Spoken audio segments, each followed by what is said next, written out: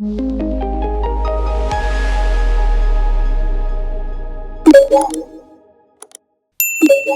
hope so now no say no be only sleep be rest. And if you dey here when you dey rest, your mind no dey rest. Your mind dey run kitikiti. Your mind dey think of other things. Or your mind dey even dey vex for person wey don offend you yesterday. That one, I don't know wetin they call am. So my people, I don't come back again. My name is Ijeoma Kolawole. I don't come back again for Mental Health Corner, our safe room, where we dey talk matter wey concern me, concern your family, concern the people wey you care about. So we still dey for self-care. And last time we talk about the topic wey say rest, no be lazy. And today we dey handle topic wey say proper rest. So today we wan look wetin be this rest wey we dey talk about, because many of us no sabi wetin be rest. So the first thing wey I get for my paper here na say the people wey be say they carry work come house. Now the first people wey we wan look for here, you get our people wey be say they too like their work, wey be say after they don work finish for office, they go carry the work come house, carry computer, sit down for their living room, or even carry their phone. They call their client or they call their customer. I won't tell us, say, if not this kind of life they live, I beg my brother or my sister, make you think am. Because even that family where you they come back on meet, they need you. You get wetin they call family time. You get wetin they call rest. If you be person where be say when you come back house, or they even carry food give you for dining table, you see they die your client, or you carry computer, they work, they chop. That thing no be better life, my brother. No be better situation, my sister.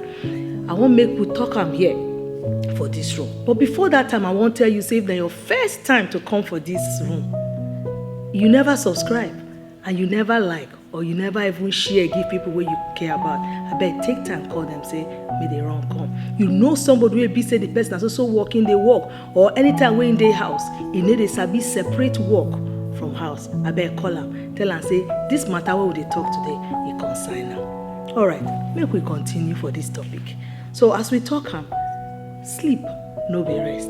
And also, other things, what we think in a rest, no be rest. How would they look so? So, the first thing what would they look here be say, you get many things what would they do for house. If they bring food come house, and you there for dining table, at that time now we suppose close our computer, off our phone, begin to look the people what will sit down for table. As we mentioned before, family time. And that time, if you get waiting, if you want to do something, that time you feel ask person, how your day? How you day? Or we feel even chop in silence. Or we begin to look the person where they enjoy that time together. You get to Oyibo they talk, Oyibo they call enjoy little things. At that time, we will go begin to spend that small quality time. Now we get to spend with our family, because we don't spend all the hours where we get for work. When we come back, make us separate work from house. Our people. The second thing what we won't mention for here be say, e get reason where be say people where they family where we get they need us. Table time,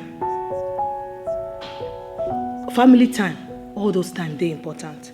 It good make we learn to enjoy each other. Make we sit down, relax, learn to laugh together.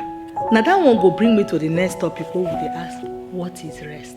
Oyibo man say rest. We go define am the way Oyibo dey define am.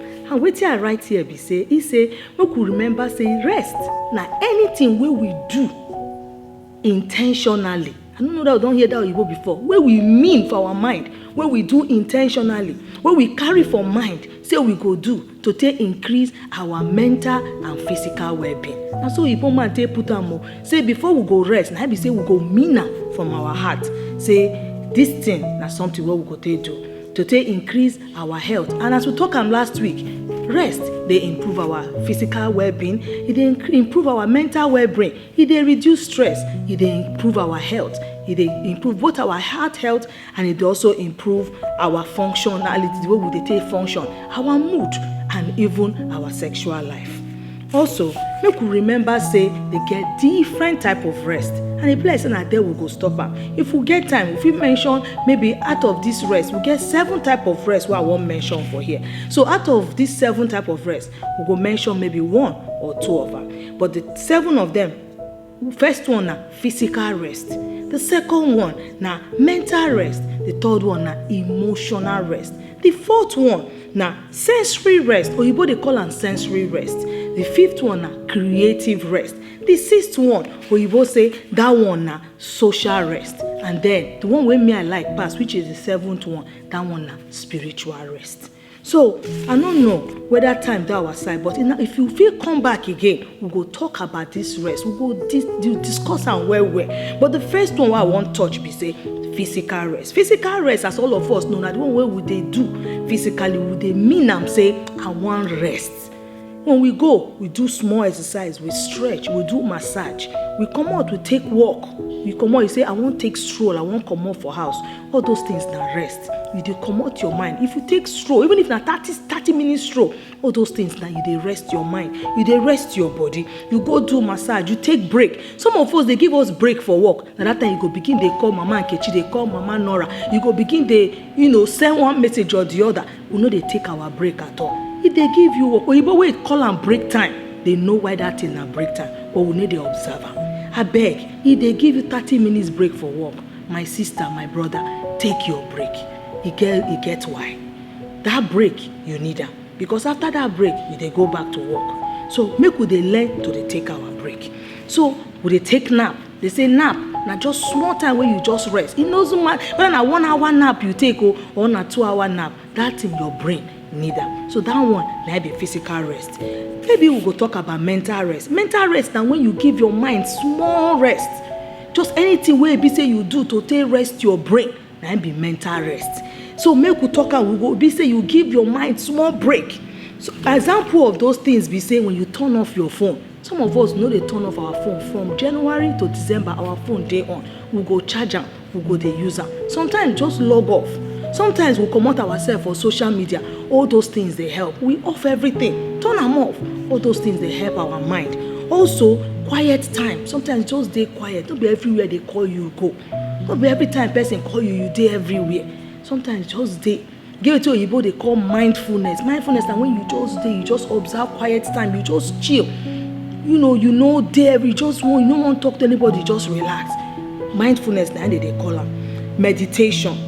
All those things, they help to recharge our brain so that the next time our brain will function well. So I want to talk, say, this small what we don't discuss today, don't do for us. When we come back next time, we'll go discuss the other remaining type of rest. I beg, make we not forget to share, subscribe. I go see you again next time. Now again, Ijeoma Kolawole. This thing what they talk is important. I beg, tell your friends, say get what they talk here, what important to us.